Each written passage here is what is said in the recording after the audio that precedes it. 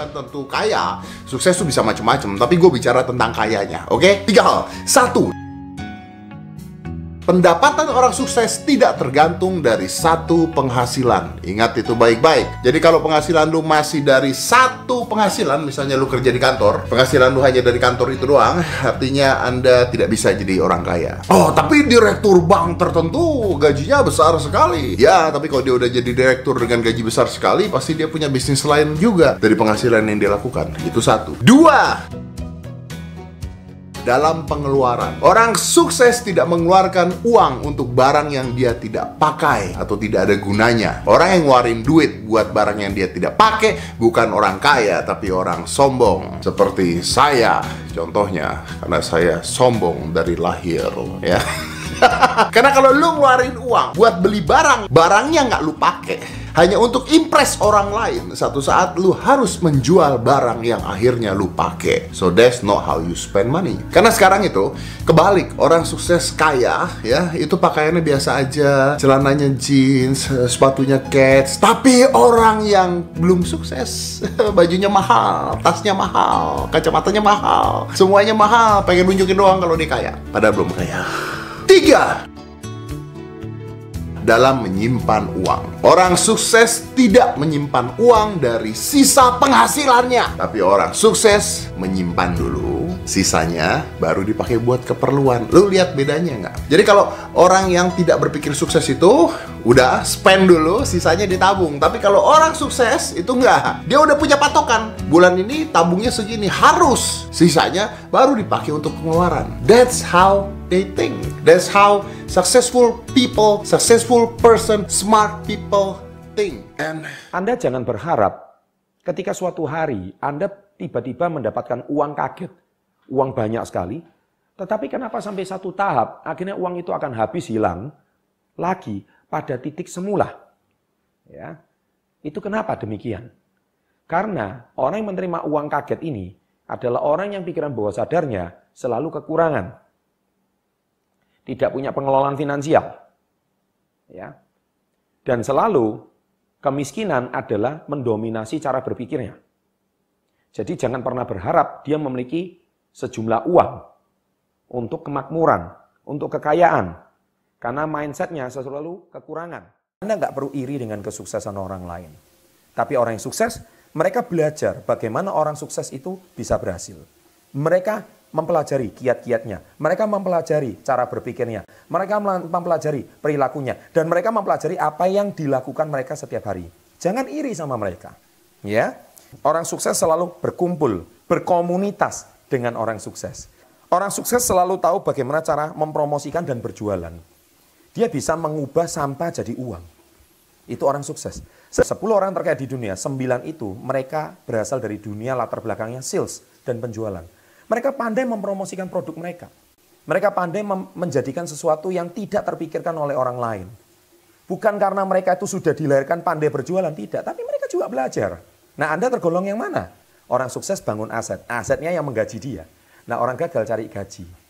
Ingat, orang sukses selalu membuat uang bekerja untuk dia. Dan orang gagal selalu bekerja mencari uang. Tadi saya sudah bahas di sebelumnya. Saya menemukan buku. Damn, saya bilang ini buku keren banget. Judulnya adalah lucu. All you need is less. Yang Anda perlukan itu mengurangin segalanya. Wow. Ya, jadi nanti akan saya ini ngurangin berpikir, ngurangin stres, ngurangin beli-beli barang yang nggak perlu, ya kan. Yang pertama, kurangilah stres yang tidak perlu. Dan saya selalu mengatakan work hard, play hard. Saya adalah seorang pekerja keras, tetapi saya adalah orang yang mencari hiburan diri saya. Karena diri kita ini juga, badan manusia itu kan perlu juga hiburan, ya. Dia perlu di reward. Ya, badan ini juga perlu di reward. Perlu diberi penghargaan dia. Jadi makanya ini salah satu cara kita mengurangin stres. Nomor 2, ya. Kurangi juga pikiran yang tidak perlu. Otak ini kan terbatas. Jangan semua dipikirin.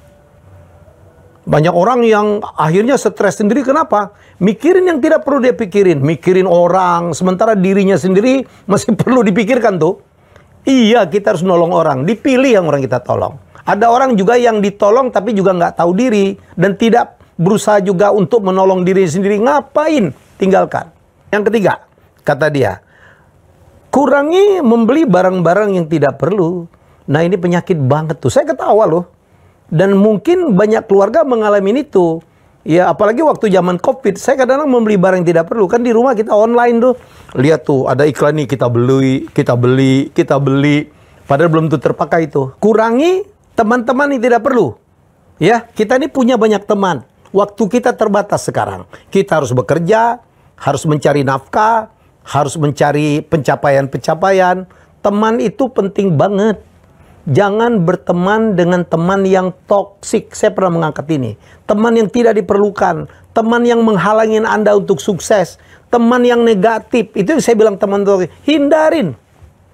Gak ada gunanya kita banyak teman. Tetapi teman itu sangat mempengaruhi kita. Ingat ya, burung yang sama hinggap di daun yang sama. Kalau Anda mau sukses, bertemanlah dengan orang sukses. Saya pernah menganjurkan, walaupun banyak mensalahartikan, bergaulah dengan orang yang lebih dari Anda. Lebih sukses, lebih religius, lebih bersemangat, lebih kaya dari Anda.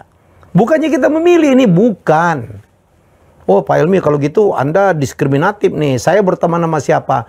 Manusia itu tidak mungkin sih punya kekurangan semua. Pasti juga ada kelebihannya. Mungkin secara ekonomi tidak kaya, tapi dia sangat religius, sangat bersemangat. Ya kan? Jangan selalu membandingkan kaya miskin, jangan ya. Jangan. Wah Pak Helmy mau milih banget, padahal dulu anak orang miskin. Masa nggak mau bertemu dengan orang miskin? No, teman saya anak orang-orang miskin banyak banget. Tapi saya dapat value dari sana. Dia mengajarkan saya ilmu.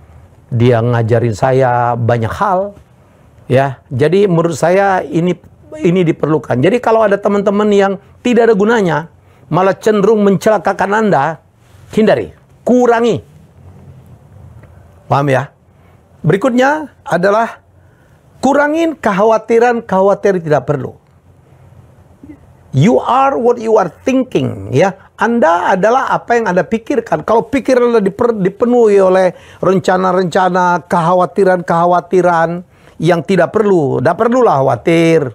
Yang udah besok ya urusan besok lah. Persiapkan diri sebaiknya. Khawatir banget, nanti begini kalau teman saya nggak setuju. Nanti kalau mau presentasi, bagaimana kalau investornya mencela saya? Habis waktu, belum naik panggung aja, itu udah ketakutan, khawatir ini. Wah saya kok ini ya, kok saya kayaknya nggak siap ya, kok nanti orang mempertanyakan saya ya, kok saya ngeri banget nanti orang mentertawakan saya. Ini penyakit nih, ya penyakit. Jadi menurut saya ini pun harus kita hindari. Itu yang saya bisa sharing dari satu buku, menurut saya buku terbaik tahun ini saya baca, All You Need Is Less, karya Vicky Brin. Jadi kalau saya ini ya wrap up, kurangin stres yang tidak perlu, kurangin pikiran yang tidak perlu, kurangin barang-barang yang tidak perlu, ya kurangi makanan yang tidak perlu, kurangi teman yang tidak perlu, kurangi kekhawatiran yang tidak perlu, dan satu tambahan dari saya, kurangin ambisi yang tidak perlu. Orang sukses selalu mencari bagian dari jawaban. Dia itu bagian dari solusi masalah. Pikirannya kreatif, pikirannya unik, dan selalu cari cara, selalu cari jalan. Sedangkan orang sukses selalu mau belajar. Mereka terbuka terhadap segala macam informasi baru dan mereka itu mau menyerap bagaikan spons. Orang sukses selalu melihat atau menemukan peluang di setiap masalah. Mau seburuk apapun, pasti ada hal baik yang bisa diambil. Bahkan di kondisi jelek pun tetap aja ada hal positif yang bisa ditemukan. Orang sukses membuat komitmen dan dia akan berusaha semaksimal mungkin untuk menghidupi komitmennya. Dan omongannya bisa dipercaya. Sedangkan orang sukses selalu proaktif mencari peluang untuk melakukan sesuatu yang bermanfaat. Kalau dikasih tanggung jawab lebih dan pekerjaan yang lebih besar, pasti dia akan senang dan melakukannya dengan sepenuh hati. Orang sukses suka membantu orang lain. Dia nggak takut kompetisi. Bersama-sama mereka bisa raih kemenangan. Karena orang sukses yakin bahwa kesuksesan itu bisa dicapai dengan lebih mudah bila dilakukan bersama-sama. Saling bantu-membantu untuk bisa meraih impian yang dicita-citakan.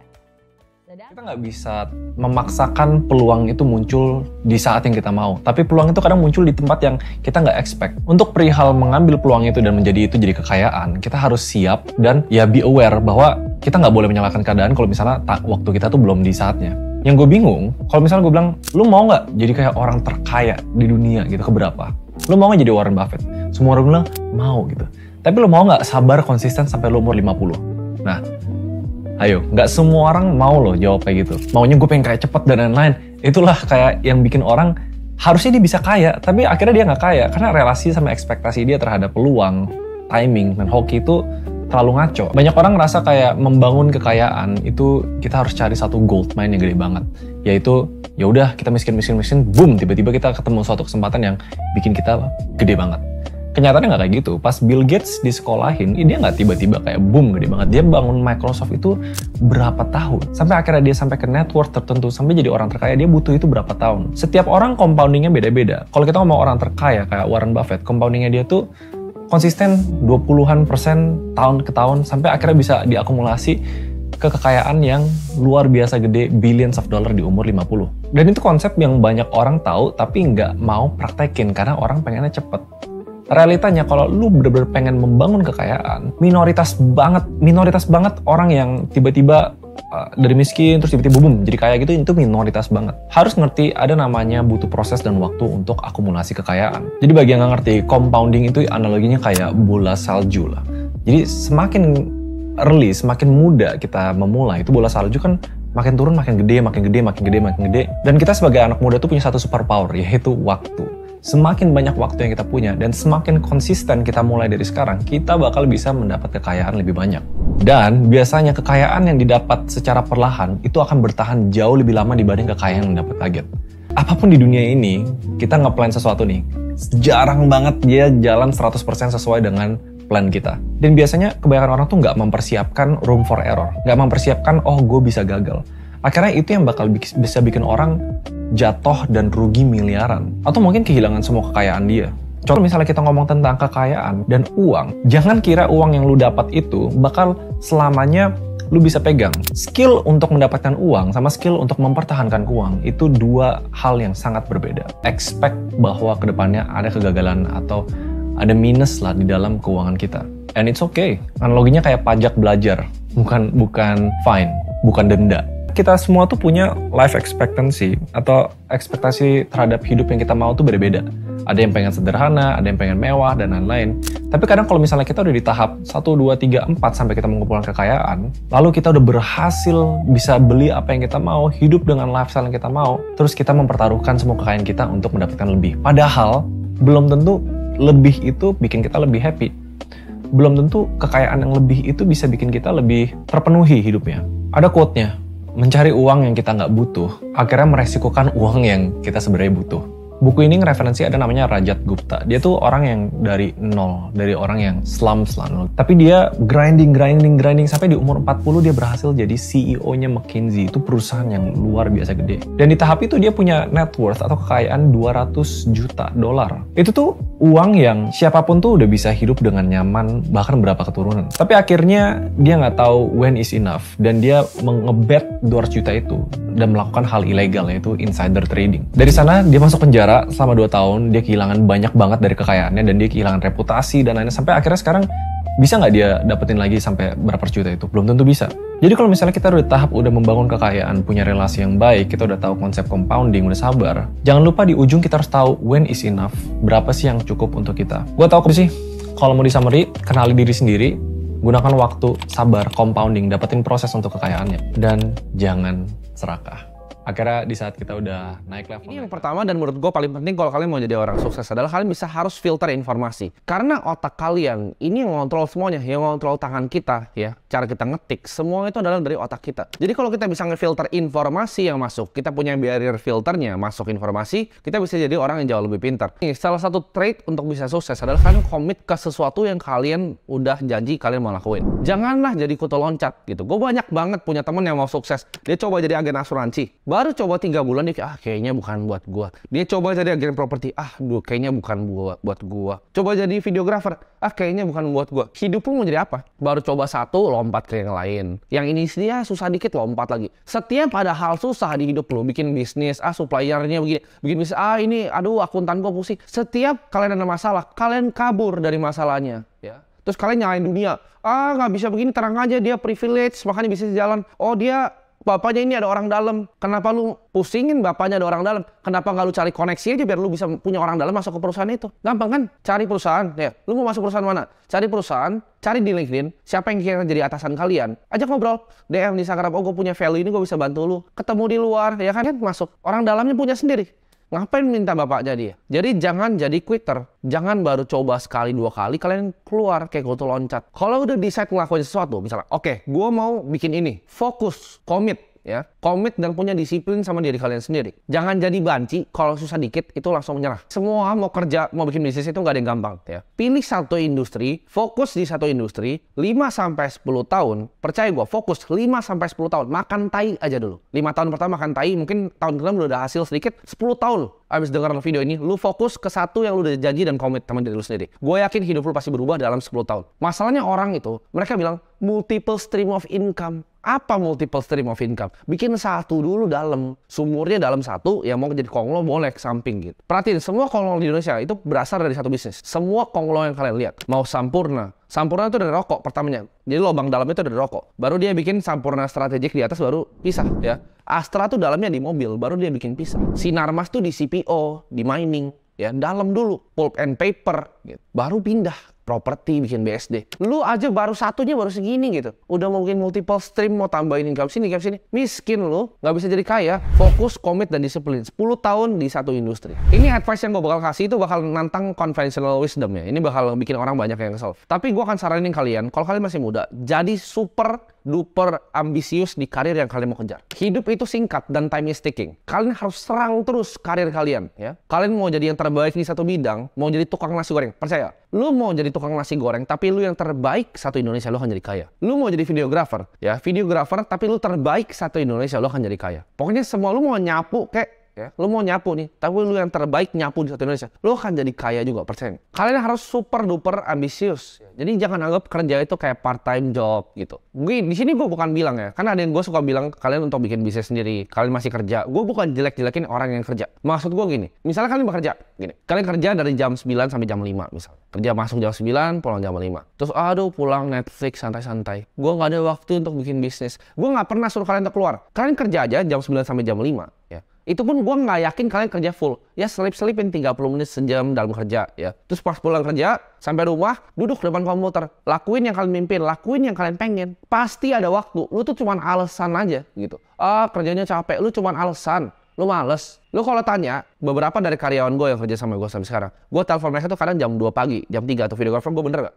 Jam 2 pagi bisa. Gue lagi di Bali, lagi di Atlas, gue bisa telepon mereka. Itu hyper ambisius gitu. Ada yang tanya bahkan, lu kok lagi di sana, lagi party kok bisa balasin grup? Itu dia. Karena kerjaan tuh utama buat gue. Dan gue sangat ambisius apa yang gue kerjain. Karena gue yakin yang gue mau kerjain tuh akan mengubah dunia. Jadi gue punya visinya seperti itu. Kerja buat gue itu dari pagi, malam, pagi lagi. Lu kalau follow gue di Instagram, lu tahu gue jam 4 pagi kadang masih kerja. Jadi hyper ambisius sama karir lu. Jadi hyper ambisius tadi gue bagi menjadi 2. Satu itu kerja kapanpun ya. Jadi kalian harus punya work ethic yang gila. Gue ketemu sama salah satu, gue nggak usah sebut ya, ini satu keluarga Konglo, top 10 di Indonesia. Dia punya gerai yang warna merah ya, yang kalian suka lihat. Gue ngobrol sama dia. Dia generasi ketiga. Gue tanya, bro, apa sih rahasianya keluarga lu bisa bangun kayak gini? Values-nya tuh apa aja? Gue pengen tahu. Lu mau tahu yang dia bilang ke gue apa? Satu itu work ethic. Dia sampai sekarang, dia generasi ketiganya. Ini dari gerai retail yang warna merah. Kalian tahu itu semua jalanan ada. Dia kerja itu sampai sekarang, itu pulang jam 6 sore. Masuk jam 7 pagi, pulang jam 6 sore. Work ethicnya gila. Sampai sekarang. Jadi itu maksudnya hyper ambisius sama karir kalian. Yang Konglo aja begitu, generasi Konglo aja begitu, masa kalian males-malesan? Kalian bayangin ya, gimana lu mau jadi kaya? Kalau yang super kaya aja masih kerjanya kayak gitu. Kerjanya kayak orang gila. Dan yang kedua, dari hyper ambisius adalah speed atau kecepatan. Ini konsep yang gue dapetin kurang lebih mungkin 2-3 tahun lalu. Waktu itu gue nemu email bocor dari Mark Zuckerberg yang bikin Facebook. Jadi dia bilang, ya ini gue akan tunjukin emailnya di sini. Gue lupa exactly yang dia bilang, tapi intinya gini. Dia bilang masalah paling utama dari kita adalah development speed. Programmer lama dan kita perlu develop lebih cepat. Karena dengan develop yang lebih cepat, kita bisa eksekusi lebih cepat. Jadi development speed itu mengaruh ke execution speed. Satu email itu mengubah hidup gue. Semua yang kerja sama gue itu cepat banget. Pace-nya beda di perusahaan manapun yang mereka pernah kerja sebelumnya. Karena gue nggak percaya. Gue tuh dari dulu ya, gue bodoh. Jadi kalau misalnya dulu ada gue bikin agency, ada bikin website, programmer gue bakal begoin gue buat bilang, kok 3 minggu. Gue bakal kayak, oh oke 3 minggu kerjainnya. Sekarang dia bilang gue 3 minggu, besok jadi. 3 minggu apa? Lu programming 3 minggu apa? Mau di WordPress lu bikin 3 minggu. Codingnya kan paling 30 menit terus lu ngerokok, ngopi. Sama nih kayak ngedit. Orang bilang ngedit kok 3 hari. Mana siapa sih ngedit 3 hari? Satu video 3 hari. Satu video tuh sehari kelar. 10 jam duduk lu di situ. Jadi 3 hari atau bikin seminggu gitu kan. Nih kalau kalian yang punya editor ya, kalian tanya dia, lu real ngedit berapa lama? 30 menit sehari kan rokok, set, ya kan, kopi hitam, ngaso-ngaso, telepon sama istri, tiduran dulu ada anak, main sama anak, balik lagi ngedit. Kalau bener-bener kerja, fokus ya itu 7 jam, 10 jam beres satu video. Jadi ini maksud gua, speed. Jadi orang yang cepat. Nah, caranya roket itu bisa naik ke atas lawan gravitasi adalah dengan kecepatan, akselerasi. Kalau akselerasi udah cepat, jangan dilambatin. Lu kalau mau pesawat nih mau terbang, lambat, jatuh dia nggak gliding di udara. Speed harus cepet. Kita jadi orang gercep. Jadi buat kalian yang punya karyawan atau diri kalian sendiri, jangan lemot ya. Orang tuh cuman males di dunia ini. Contoh, ini bener-bener gue nggak cuman bacot ya. Lu bisa tanya developer gue yang ngerjain UI UX gue, yang ngerjain coding di belakang website gue. Lu tanya mereka. Pas itu bikin website, ini gue sumpah ya, buat bikin landing page-nya, itu gue suruh 1 hari. Gue teleponkan, lu kerjain. Dia bilang, kok nggak mungkin kok. Gue harus cari developer lain. Cari, gue bilang, cari developernya. Kelar malam ini. Dia bilang, kok nggak mungkin. Gue bilang gini, Yesus aja bikin bumi 7 hari. Yesus bikin bumi 7 hari, gue bilang. 6 hari dia bikin 1 istirahat. Masa lo bikin website itu perlu seminggu? Emang lo bikin bumi? Bikin besok, gue bilang. Akhirnya jadi, gitu kan. Bisa nggak? Bisa. Begadang nggak? Begadang.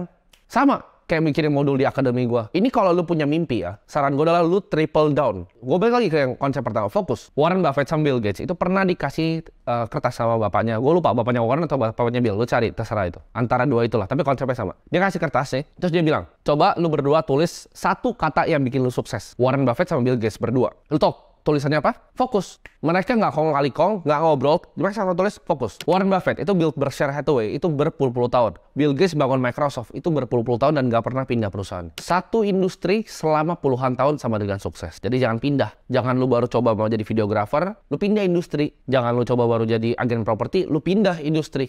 Lu pertama nih dari agen properti, lu jualannya jago. Oh, oke. Ini gue ajarin nih gimana cara naiknya agen properti. Jualan tambah jago, tambah banyak. Oke, gue udah mulai ngasil ratusan juta nih per bulan. Oh, gue mulai tahu nih tipe-tipe rumah yang paling gampang gue jual tuh gimana. Oh, yang segini kali segini. Oh, yang bahannya tuh ini. Oh, orang ambil tipenya paling banyak. Lama-lama jadi developer sendiri. Lu kumpulin uangnya ya kan, lu beli tanah ya, mulai jualan brosur, lu bangun sendiri. Lu udah jadi developer properti. Ntar naik lagi, lu punya perusahaan konstruksinya, lu punya toko bangunan atau apa. Tapi intinya satu industri selama berpuluh-puluh tahun, gak usah pindah. Jangan tunggu timing ya kan, jangan tunggu timing. Oh, ini gue belum timing yang pas untuk mulai ini. Ini belum timing yang pas. Hajar aja dulu, fokus ya. Hajar dulu, beraniin diri dulu, habis itu fokus, komitmen. Jangan lu bilang, oh kok dia bisa trading miliaran gitu, kok gue baru trading rugi.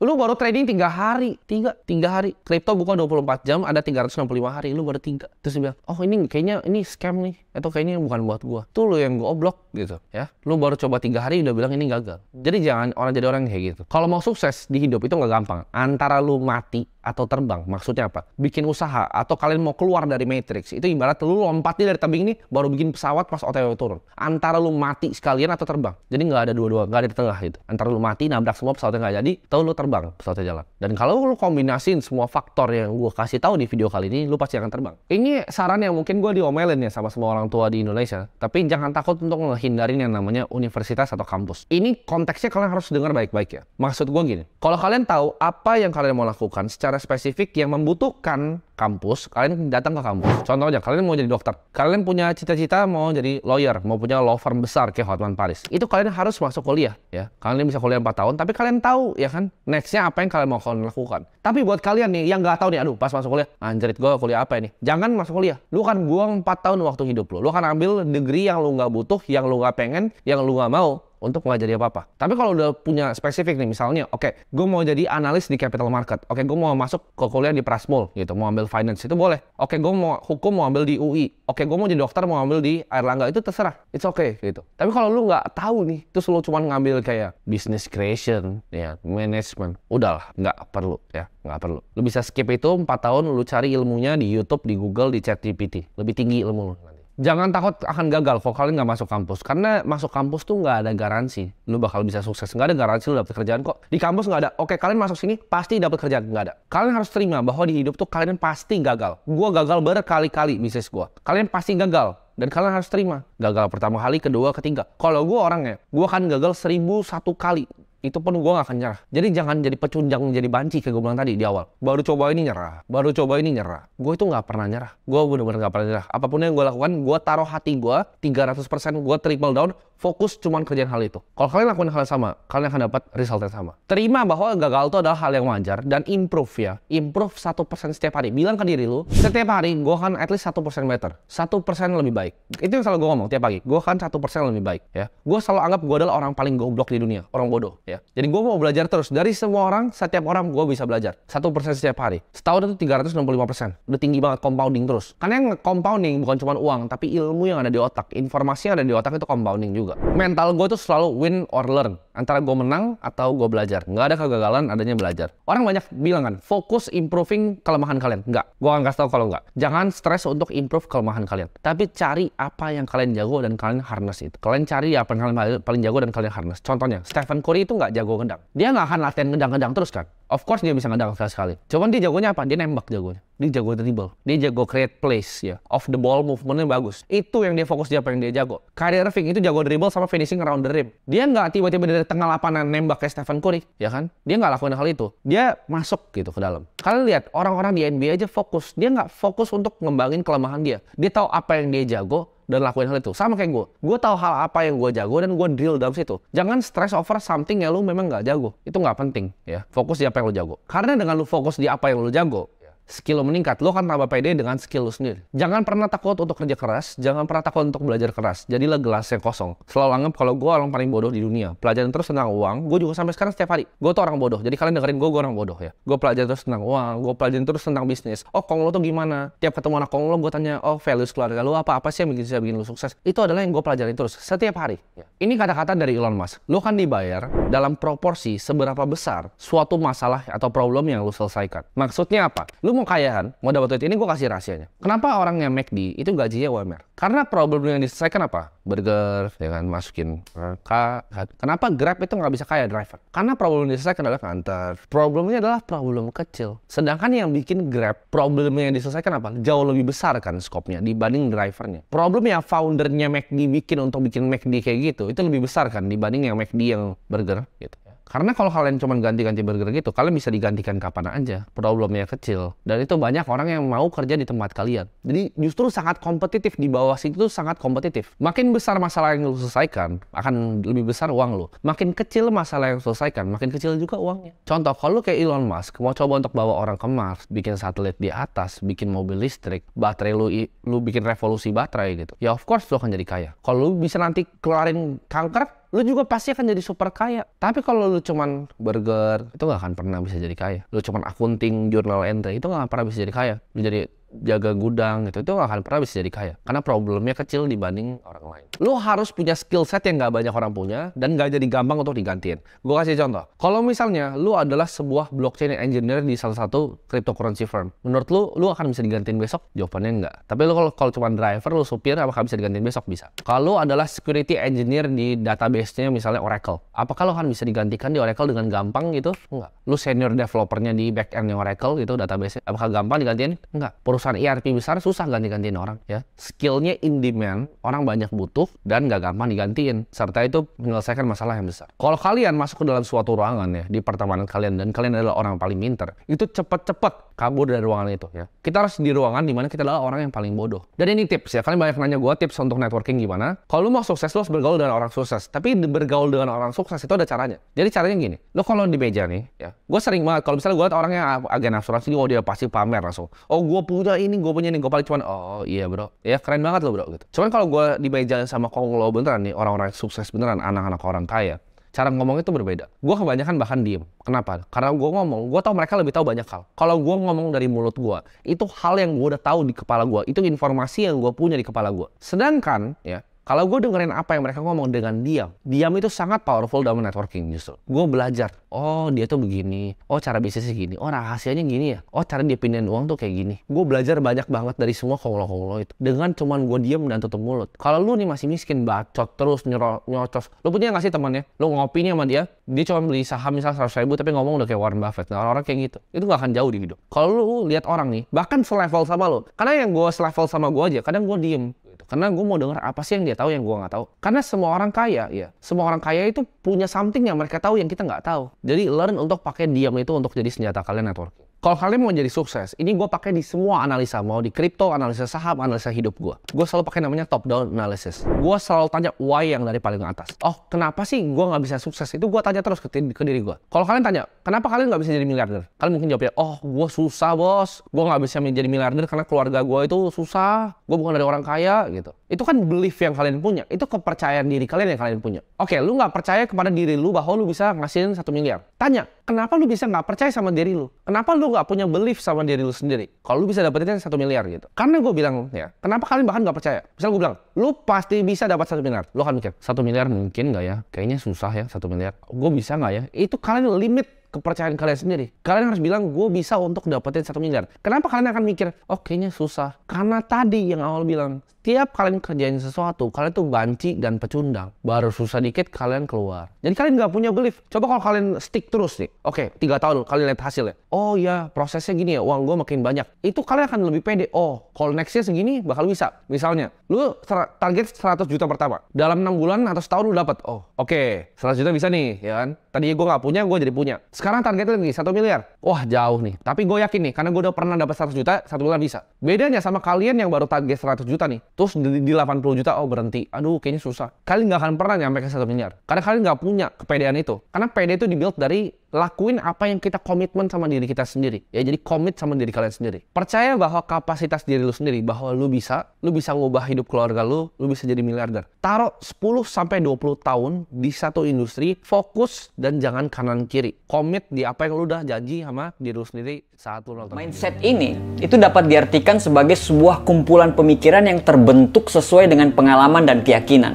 Saya percaya 100%. Yang membuat banyak orang sukses dan mampu bertahan adalah karena mindset dan cara berpikir yang mereka miliki.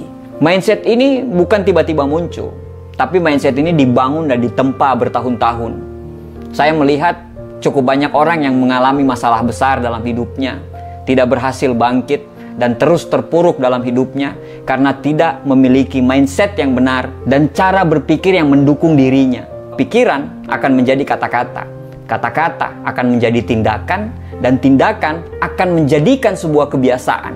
Dan kebiasaan itu akan membentuk karakter, dan karakter yang akan menuntun ke takdir hidup kita, positif atau negatif. Kalau kita selalu berpikir positif, akhirnya kata-kata yang keluar selalu akan positif. Kata-kata positif tadi akan menjadikan sebuah kebiasaan yang positif juga. Begitu pula sebaliknya. Jadi kalau Anda ingin menjadi pemenang dalam kehidupan Anda, yang Anda harus lakukan adalah 1, berpikir positif. Berpikir positif di sini artinya Anda berpikir dan berharap hal-hal positif dan baik itu terjadi dalam diri Anda. Harus fokus. Yang harus Anda ingat adalah pikiran kita itu sangat powerful apabila kita fokus. Coba ingat, saat kita mengalami kepepet deadline sebuah project yang tenggat waktunya itu harus kita kejar. Bahkan siang malam pikiran kita sampai lupa makan untuk menyelesaikan proyek tersebut, dan alhamdulillah proyek tersebut selesai. Itulah kekuatan fokus. Jadi pilihlah proyek, bisnis atau pekerjaan yang Anda ingin tuntaskan dengan baik. Fokuskan energi dan pikiran Anda untuk menyelesaikannya. Setelah itu selesai, baru Anda bisa mengerjakan hal-hal yang lain. Konsisten dan sabar. Walaupun awalnya mungkin belum ada hasil, tapi tetap lakukanlah apa yang harus Anda lakukan. Disiplinkan diri Anda untuk melakukan rutinitas-rutinitas yang kadang membosankan tersebut. Karena Itu yang harus kita lakukan. Jika tiap hari harus bikin konten video, lakukan itu. Jika tiap hari harus riset produk, lakukan itu. Jika tiap hari harus menulis artikel, lakukan itu. Dan Anda harus sabar, karena yang diharapkan belum tentu akan datang secepatnya. Evaluasi kerjanya, lakukan lagi, gagal lagi, evaluasi lagi, lakukan lagi, gagal lagi, dan terus seperti itu. Orang yang saat Anda sudah memutuskan untuk melakukan sesuatu, ambillah komitmen untuk memastikan Anda akan terus melakukan hal tersebut. Tidak peduli Anda sedang mood atau Anda tidak sedang mood, Anda harus mengerjakan hal tersebut. Komitmen itu berawal dari motivasi yang terus-menerus dijaga di level tertinggi. Komitmen berbanding lurus dengan efektivitas waktu yang kita miliki. Ketika kita berkomitmen untuk menghasilkan sebuah karya terbaik, efektivitas waktu adalah syarat utamanya. Tidak ada kata malas dan tidak ada lagi kata untuk bermain di tempat yang lain.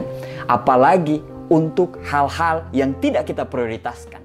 Komitmenlah. Mindset yang mau berkembang, kalau melihat sesuatu yang performing, mereka melihat masih ada celah untuk lebih perform lagi. Mereka terus tetap striving untuk mencapai mereka punya sukses. The only way for you to improve is to get out of your comfort zone. Satu-satunya cara kalian untuk improve adalah dengan kalian keluar dari comfort zone-nya kalian. Tapi dengan keluar dari comfort zone-nya kalian, kalian akan terlihat bodoh. Jangan takut terlihat bodoh. Ingat, process over result. Seperti yang dibilang sama Carol Dweck, orang yang coin terminologi growth mindset ini. The path to growth mindset is a lifelong journey, not a proclamation. Jadi kalian harus membangun kebiasaan-kebiasaan, habit-habit kecil untuk kalian membangun growth mindset-nya kalian. Gue punya secret tips untuk kalian bisa mengimplementasikan ini lebih cepat adalah don't take yourself seriously. Bawa fun aja. Bahwa kalau misalkan sesuatu yang salah, contoh kalian lihatlah YouTube gue. Dengan 2 hari sekali gue upload di YouTube secara matematika, secara logaritma yang ngomongin sama orang-orang, harusnya gue udah nembus subscriber puluhan ribu. Tapi kenyataannya gue masih di 1900. Dan gue terlihat bodoh sekarang. Apakah gue menghabiskan waktu gue? Kalau misalkan mindset gue fix mindset, gue stop sekarang juga. Karena gue membodohi diri gue. Ini di luar comfort zone gue dan gue gak menghasilkan apapun. Kenapa gue harus membodohi terus diri gue? Apa yang gue lakukan untuk tetap produksi konten ini buat kalian, gue mikir ini adalah sebuah proses. As long gue percaya sama prosesnya, gue yakin di akhir hari atau bahkan mungkin akhir tahun, gue bisa menuai hasilnya. Dan dengan kesempatan ini, gue pengen ngundang kalian juga, yuk sama-sama kita growing bareng-bareng yuk. Kalian pasti bisa juga, gue yakin. Yes, gue tahu namanya self-doubt itu pasti selalu ada. It's okay. It's okay to have self-doubt. Berarti kalian itu care. Tapi yang nggak oke adalah self-doubt itu akhirnya melumpuhkan kalian untuk berkarya. Itu yang nggak boleh. Ingat, growth mindset. Ada sesuatu halangan, subscriber dikit, views dikit, it's okay. Just keep going, enjoy the process. Don't take yourself seriously. Gue yakin kalian juga pasti Bunyinya kayak gini. Orang sukses itu tidak santai. Dan orang santai tidak sukses. Ya, jadi saya pikir-pikir betul juga ya. Saya cukup banyak bertemu dengan orang-orang sukses di Indonesia. Karena saya berprofesi sebagai MC, ya, sebagai pelelang lukisan, di mana saya bertemu dengan banyak sekali orang-orang kaya di Republik ini. Saya melihat mereka nggak ada yang santai loh. Menurut saya malah mereka adalah orang yang kerjanya gila-gilaan. Ya, kerja keras. Ada yang cuma tidur 4 jam. Ada yang jangan nggak tidur kali. Ya, saya ingat betul. Saya pernah beberapa puluh kota ya mendampingi Pak Hairul Tanjung, salah satu konglomerat terkaya di Indonesia. Sekarang nomor 4 barangkali terkaya di Indonesia. Tidurnya sampai pagi. Ya, kerjanya sampai pagi. Kadang-kadang sampai jam 2, jam 3. Habis itu beliau baru pulang tidur. Ya. Kemudian masuk datang ke kantor agak siang, tapi habis itu full speed kerjanya. Semua perusahaannya dipikirin. Itu yang saya lihat. Ya, jadi mereka tidak ada yang santai hidupnya dan day to day gitu, jam demi jam, menit demi menit mereka terus bekerja. Saya juga cukup kenal dengan Pak Hari Tanusudibyo, itu juga pekerja keras luar biasa. Pagi-pagi dia sudah berkomunikasi gitu dengan direksi-direksinya dan terus memberikan perintah, Kadang-kadang hari libur pun beliau tetap bekerja, saya lihat. Jadi menurut saya liburnya kapan? Saya kenal juga dengan Pak Antoni Salim, ya salah satu orang terkaya di dunia. Kerjanya juga gila-gilaan. Ya sampai malam gitu bekerjanya. Jadi kalau ngelihat contoh-contoh itu, ya dan yang lain-lain juga, saya ngelihat juga Pak Hermanto Tanoko, Crazy Rich Surabaya, waduh, kerjaan juga gila-gilaan. Jadi nggak ada tuh orang yang santai. Kalau ngelihat itu, ya saya melihat, saya menyimpulkan ya. Jadi ya kalau kita mau sukses tidak ada pilihan lain, kita harus bekerja keras. Bagi saya, mindset itu adalah bagaimana orang itu merespon sesuatu ketika dia melihat sesuatu atau mendengar sesuatu atau mengalami sesuatu. Jadi, dan itu menentukan orang itu akan sukses atau berhasil atau tidak. Gitu. Jadi teman-teman, ketika lo punya penghasilan hari ini, lo dapat 20 juta, itu bukan buat dipakai semua hari ini. Itu dipakai untuk mempersiapkan masa depan, dipakai untuk mempersiapkan saat-saat sulit, dipakai juga untuk membantu orang-orang yang membutuhkan. Sadari bahwa kesenangan jangka panjang di masa depan lebih berharga daripada kesenangan sesaat di masa ini. Kalau kita lihat riset dari The Economist, 16% orang di dunia menjadi miliuner karena diwariskan harta. 16%. 47% ya. Orang menjadi miliuner karena memulai bisnis mereka sendiri. Dan 23% orang menjadi miliuner karena bekerja sebagai profesional. Satu kesalahan yang paling fatal yang membuat orang menjadi gagal adalah takut melakukan kesalahan. Kalau kita nggak pernah gagal, itu artinya kita nggak pernah mencoba. Semua orang sukses dan berhasil pasti pernah melakukan kesalahan. Justru, orang berhasil karena kesalahan. Belajar dari kesalahan, mengganti metode, hingga akhirnya menemukan cara yang membuatnya menjadi berhasil. Banyak sekali hal besar diciptakan dari kesalahan. Seperti penisilin yang berasal dari cawan petri yang tertinggal dan penuh dengan koloni jamur. Kemudian baru ditemukan setelah Alexander Fleming pulang dari liburannya. Atau pemanis buatan, sakarin, yang ditemukan karena Konstantin Valberg lupa mencuci tangan dan memakan roti yang terkontaminasi dengan sakarin. Robert Kiyosaki pernah mengatakan bahwa kegagalan ini adalah proses untuk menjadi sukses. Seseorang yang menghindari kesalahan dan kegagalan berarti menghindari kesuksesan.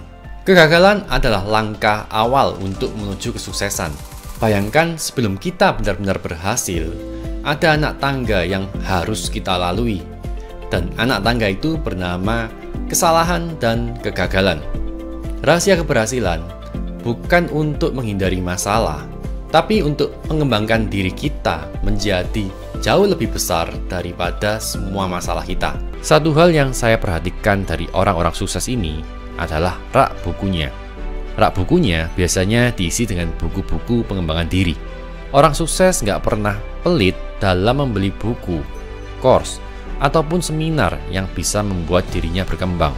Karena mereka tahu, investasi terbaik yang pernah mereka lakukan adalah investasi pada pengembangan diri mereka sendiri. Orang sukses berpikir fokus. Yes, fokus pada satu hal saja. Banyak orang berpikir banyak sekali. Saya mau ini, saya mau itu, saya mau jadi ini, saya mau jadi itu. No, they don't think focus. Mereka harus berpikir fokus. Ketika orang ditanya, Anda nanti mau jadi apa? Ya, kita lihat saja deh, nanti saya dapatnya kerjaan apa. No, you cannot do that. Ketika Anda bertanya pada orang yang selesai dari SMA, Anda nanti mau kuliahnya apa? Kita lihat saja yang diterima apa. No, orang sukses tidak bisa berpikir seperti itu. Orang sukses berpikir fokus.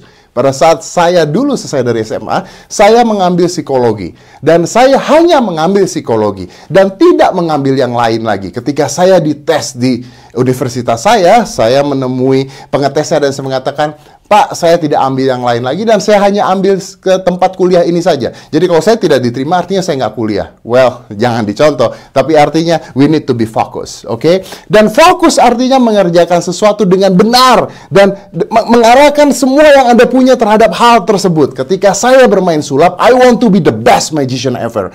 And all my mind, everything in me goes there. Ketika saya bikin YouTube, I have to concentrate, everything goes there. Fokus. Jangan memasukkan pikiran-pikiran lain, pikiran-pikiran kecil dalam pikiran Anda. Fokus. Apa yang mau Anda dapat, Itu yang difokuskan. Kebanyakan pikiran, you are done. Yang sukses bahagia ketika ada saingan. Kenapa? Karena saingan itulah yang kita buat untuk memicu diri kita menjadi lebih baik. Jadi semakin Anda ada saingan, semakin bagus. Anda kerja di kantor ada saingan, good. Anda ingin punya pacar ada saingan, good. Anda ingin mendapatkan sesuatu dan ada saingan ingin mendapatkan sesuatu, good. Kalau olahraga tidak ada saingannya, tidak ada yang namanya atlet. Kalau bisnis tidak ada saingannya, Anda tidak bisa jadi nomor 1. Tapi dalam menghadapi saingan itu, kita harus berpikir jernih, fokus seperti yang tadi saya katakan. Jadi, berpikir fokus, bukan mengalahkan saingan, tapi belajar dari saingan Anda. Apa yang membuat dia lebih baik? Kenapa dia bisa begini? Kenapa saya tidak? Bagaimana supaya saya bisa lebih baik lagi? Bagaimana supaya saya bisa mengalahkan dengan cara yang baik dari saingan tersebut? Hidup saya tanpa saingan, malas sekali. Salah satu alasan saya berhenti bermain sulap adalah because I don't have it. What should I do? Tapi intinya adalah jangan khawatir ketika ada saingan. Karena orang sukses bahagia ketika ada saingan. Gunakan saingan Anda sebagai pendorong Anda. Apa yang Anda lihat, apa yang Anda suka, orang yang Anda fans, jadi saingan Anda satu saat. Dan ketika jadi saingan Anda, jadikan dia pemacu hidup Anda. Jika video ini bermanfaat, silakan untuk subscribe, like, dan komen channel Sumber Sukses sekarang juga.